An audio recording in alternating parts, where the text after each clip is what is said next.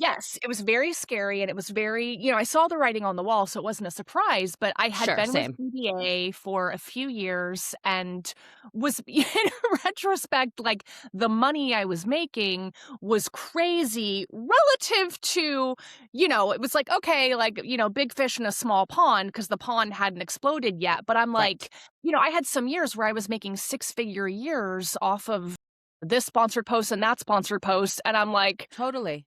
I didn't have that many readers, No. and it was I yeah. saw the writing on the wall thing. Yeah, I like, they'd call me, it was like every other day. They'd be like, "You have this campaign, it's $10,000. Are you interested?" "Yes." "Here's this would you like to do this campaign for $20,000?" "Yes." Yes, And at the same time going, I don't think, like, I could see these other women, just accumulating Instagram followers and being so much more comfortable in, like, the public eye or something, but it felt like DBA was my lifeline to career and money, and when it went away, I was like, "Holy shit. 100%, Holy yes. shit."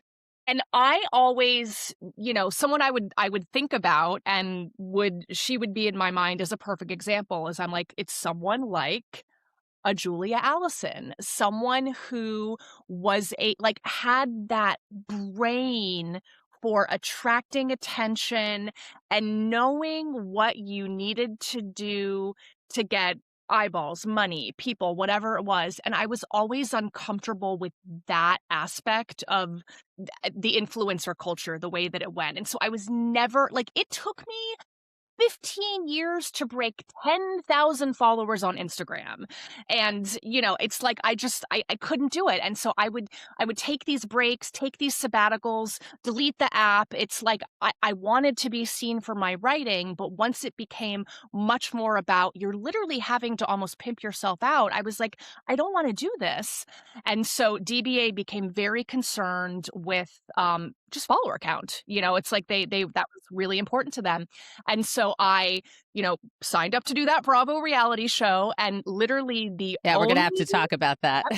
the only reason I did that show is because I wanted to get my Instagram numbers up so I could sell my next book, and I did, and I did, and that's why I did the show. And I remember when my agent at DBA called me, she called me, I believe it was the day the show ended, because I think that they had been waiting to see if it would, like, push me high enough.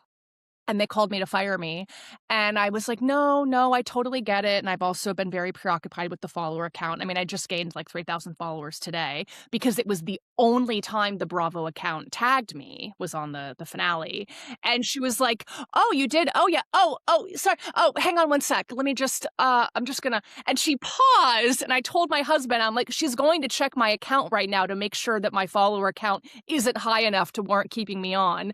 And she's gonna see that I'm only at, whatever it is, 8,000 maybe. And then she came back on and was like, "Yeah, hey, sorry."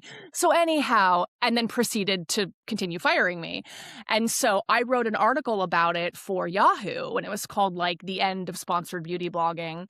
And I was like, "I pledge to not do any more sponsorships. I'm gonna do it for the love of the game," which is what I've wanted to do. And I kept doing it for a while, but it was like I was just so angsty about the whole thing.